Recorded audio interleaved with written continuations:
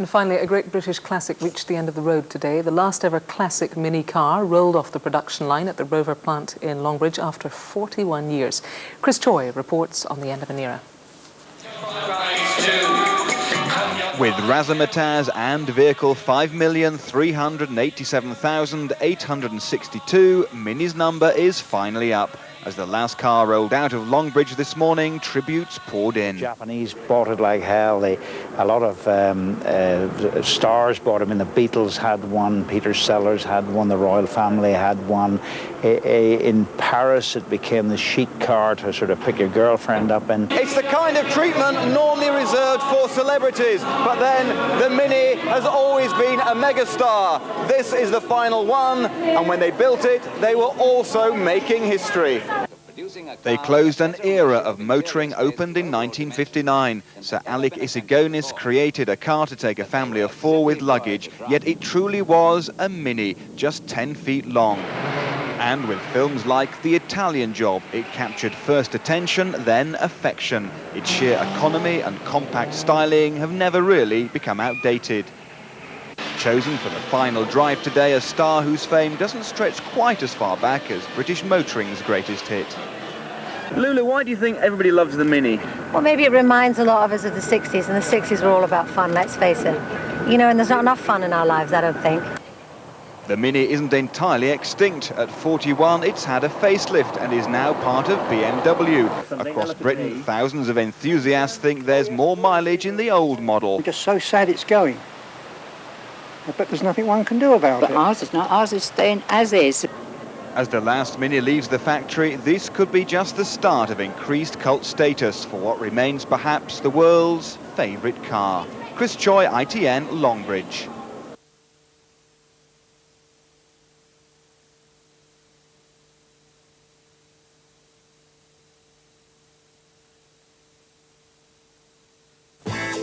Which of these celebrities have owned a Mini? A. Twiggy, B. Steve McQueen, or C. Clint Eastwood? Find out when Show Me the Money returns.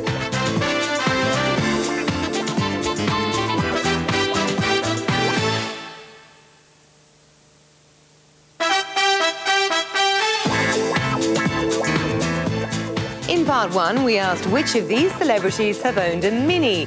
The answer is A, B, and C. They all have.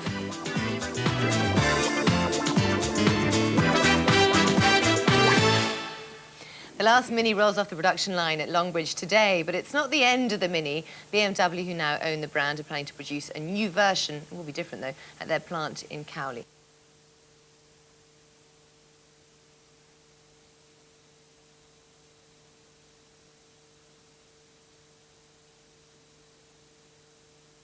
One of Britain's best-loved cars was consigned to history today. After 41 years of continuous production and nearly 140 different models, the last classic Mini rolled off the production line at Longbridge. Our industry correspondent, Stephen Evans, was there. Stephen. Anna, this is where it all started, August the 26th, 1959, the very first Mini. And this is where it all ended, October the 4th, the year 2000, a few hours ago, the very last Mini.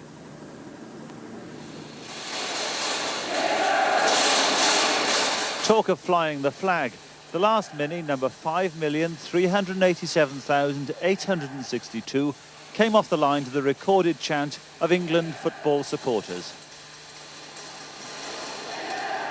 Driven today by Lulu, a 60s icon driving a 60s icon. The first Mini came off the production line 41 years ago. We used to squash in them. They were easy to zoom around in. They were fun. A lot of fun. It wasn't serious, it was fun, you know. Alex Isigoni, the brilliant designer, faced the task of producing a car with a better ratio of interior space to overall dimensions. The brilliant idea was to put the engine sideways, giving more space in a short car. A very small car for the housewife, which is economical to run, and has lots of shopping space inside. And therefore, it doesn't need a big boot. If perhaps not modern shoppers, the late Alec Isigonis' idea served rally drivers well. Paddy Hopkirk at Longbridge today won the 1964 Monte Carlo Rally. Well, it was just so far ahead of its time. It was so unique. It became a cult car. You went to a stately home and there was a Rolls Royce parked there on one side, and on the other side was the Mini, and nobody sort of thought it was sort of the servant's car. It was just part of the family. So, Anna, this particular part of the family will go to a museum, the very last one, but the ones before that apparently will be auctioned on the internet, and apparently there will be big interest in Japan particularly. So, the cars before this one, the nearly last Minis, if you like, may well go for tens of thousands of pounds. Stephen, thank you very much.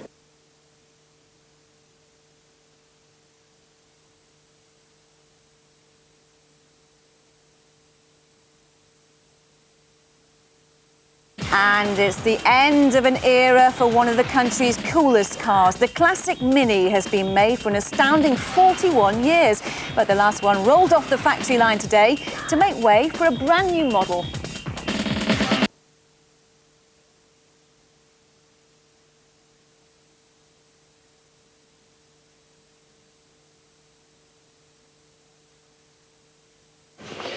The end of a motoring era today. The last Mini rolled off the production line at Longbridge in Birmingham. After 41 years on the road and 5.5 million cars sold, the model's being replaced by a new larger Mini to be made by BMW.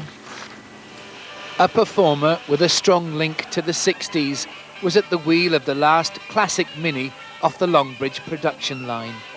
Lulu brought a 41-year-long era to an end in a car which had sold more than 5.5 million. Well, everything in the 60s was special, and this was very much, a Mini was very much a part of that. They were cool. They were the coolest thing. They were small, they were compact, they were nippy, you know, and they were fun.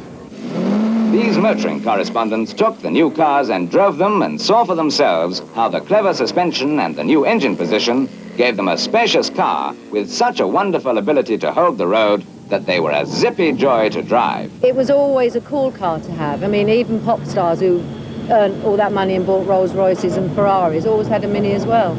BMW has just launched its own version of the Mini, but the real classic died a natural death. Its size too restrictive for future safety, comfort and emission standards. It's the last Mini. It's a fun-loving car. You can do anything with it, and it's gone. To see it go and the last one disappear down the track is sort of a sad day. I think it's a very sad day for a lot of people.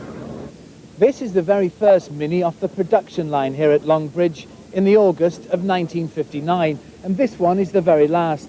And as you can see, over 41 years, the shape never changed. Attention at Longbridge is now being switched to production of the luxury Rover 75.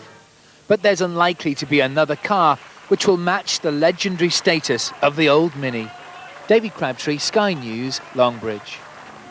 Oh, I used to love my Mini. My first car was a Mini. I always red think Mini. of Michael Caine when I think of Minis. Well, it's the Italian job, Exactly. isn't it? Bumping down the steps and so on. Well, I didn't do them any harm marketing-wise, I don't think, for a few years.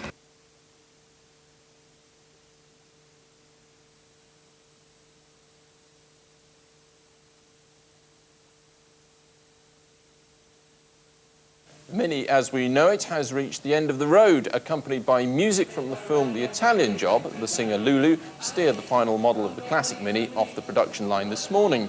It brings down the curtain on 41 years of continuous production at Rover's Longbridge plant in the West Midlands.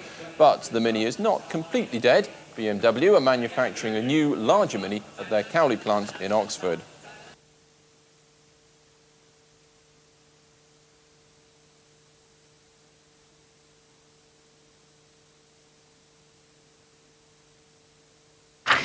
When it was first launched, the Mini had maximum impact, proving small can be beautiful. But from this Wednesday, production has ceased at MG Rover Group's Longbridge plant in Britain. 5 million Minis were sold worldwide over 41 years, and the car was immortalized in the Michael Caine movie The Italian Job. A new version of the classic Mini, made by Germany's BMW in the UK, was unveiled at the Paris Motor Show last month.